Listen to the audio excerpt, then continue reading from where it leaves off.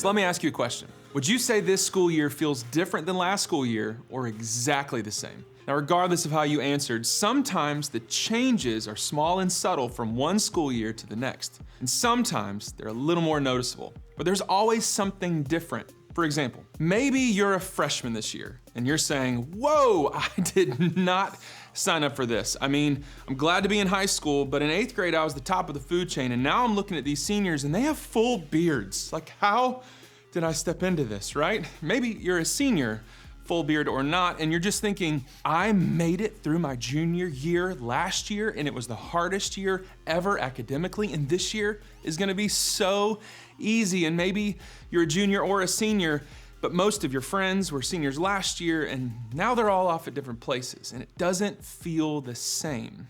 Maybe you're just sad about it. Whether you're private schooled, public schooled, or homeschooled, a new school year always brings new things, and new always means change. When something fresh and new is happening, it always means that something else is shifting. I mean, think about the weather. In most parts of the country, the physical seasons all mean something different. Where I live, we experience 4 seasons.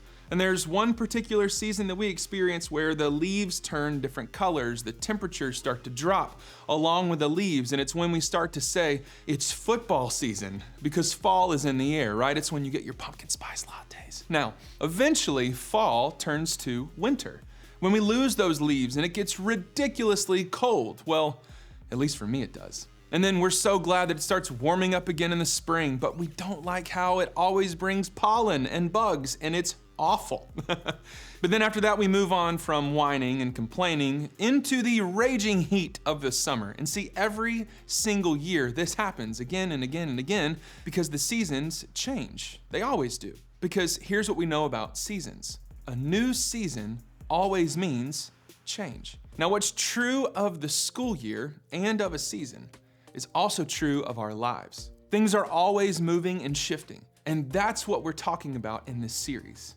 change. For some of us, change in life can feel like a roundabout. A roundabout is one of those circular intersections designed to improve traffic flow and safety, but all it does for me is increase my lack of confidence in my driving abilities. If you're not paying attention, you can just keep on driving in circles. Okay, but seriously, like a roundabout, life is constantly changing. Things moving on, things moving off, things moving slowly, things moving quickly, and choices are all around us. It's continual, it's non-stop motion with constant reroutes. Now, the good news about this series is that we're going to discover how change, whether good or bad, always provides the opportunity for you and me to grow. And what we'll hopefully see by the time that we're done is that change really is a gift that's offered to all of us. But if we're honest, sometimes change doesn't feel like a gift, does it? I mean, if you make some new friends that you really like, that's a gift. But if you get injured the second game of your soccer season, that feels like anything but a gift. If your new school schedule has some of your friends in a couple classes with you, that's a gift. But if that new biology class is taught by someone who absolutely loves giving you homework every single day, that's not a gift. Now, usually change is simply a mixture of good and bad. For example, let's say that you're a year older and your body's going through some changes. The good news, you're taller. The bad news, growing pains. I grew 7 inches in 7th grade. It was horribly painful. Now, let's say for you, maybe you got a part in the 1-act play. That's awesome. The good news, you're a part of the cast. The bad news, you have rehearsals all day, every day. See, change is usually a combo of some good things and some not so good. But the common thread is that change will most likely come with the good and the bad. Anything worth having is going to cause you to sacrifice something. So let's go back to the seasons for a second. For some of us, it's fall. And if that's the case, most of us have put away our summer clothes, and we're excited about fall leaves and cooler weather and football season and pumpkin spice lattes. But that also means there's no more time at the lake or the pool because that season is over. Now, maybe for you, let's say you start dating someone. That's something new that's definitely gonna feel like it's worth it. But the sacrifice is that it might mean less time hanging out with your friends. Or if you pick up a new habit like exercising or you start playing a new sport, that's awesome. But you might have to sacrifice some time on the screen or scrolling. See, the change to something new is the change from something old. And that's not always easy. Probably the number one thing that change costs us is control. Sometimes we're launched into the unknown or the uncomfortable, and there's no guarantee that things are going to work out. And so until we know how things turn out, it can be pretty stressful. I mean, if you think about it, we spend a lot of time and energy trying to control our outcomes. We study to make good grades. We practice our sports or our instruments. We take the right electives so that we'll get into the right college. And although we never really have control over our lives, we feel it more deeply when we're in the middle of change. Change shows us that we can't fit it all into our life in this nice, neat, predictable little box. And so the question isn't, how do I avoid change? Because change is happening constantly and it will always be part of our lives. The real question is, how can I reroute through this roundabout of change and be better on the other side? That's what we want for you. And that's why we're talking about this in this series. Now, when you look at the Bible, you might be surprised to see that a lot of the writers were so helpful when it comes to dealing with the inevitability of change in this life. In fact, the writer of the Old Testament book Ecclesiastes, his name's King Solomon, he had a lot of things to say about this. Now, Solomon was an ancient king of Israel who is said to be blessed by God with incredible wisdom. And in this verse that we're looking at today, Solomon's wisdom still speaks to us right now. He starts off by saying this: "For everything there is a season, a time for every activity under heaven." Now there's that word again, season. There's nothing more predictable than fall, winter, spring, and summer. And because of that, we see change all throughout the year, every year. Solomon is saying, this is how the rest of life is too. Change is simply a part of our journey. And then he goes on this poetic run. Check it out. A time to be born and a time to die.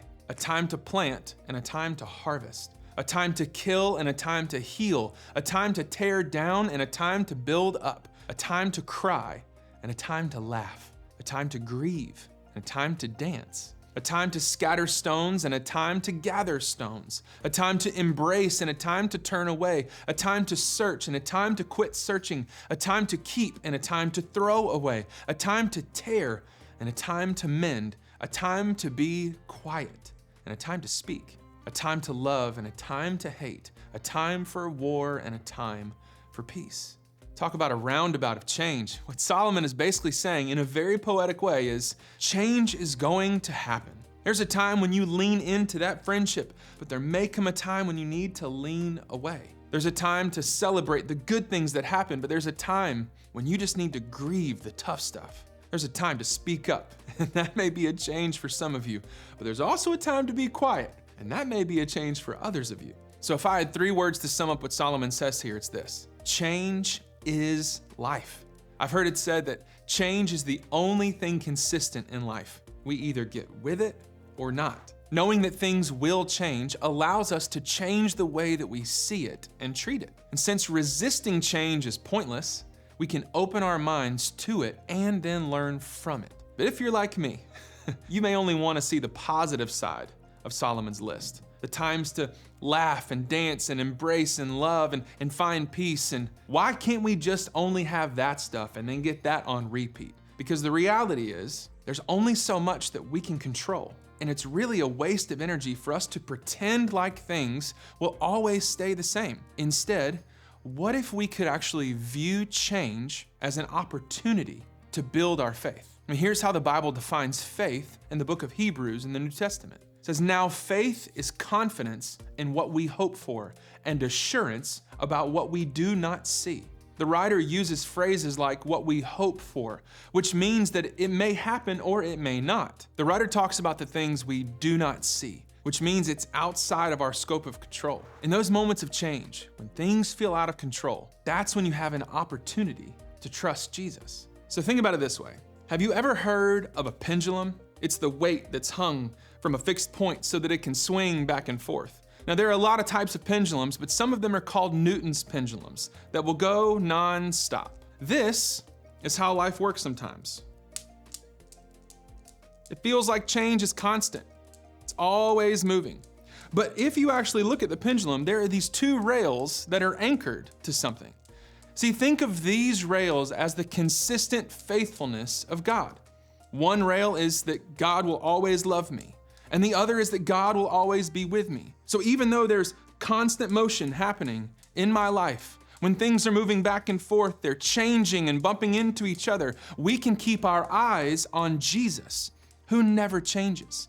We can remain anchored to him, to his love, and to his presence when everything around us is moving. See, change is life, but we can trust in the God who never changes.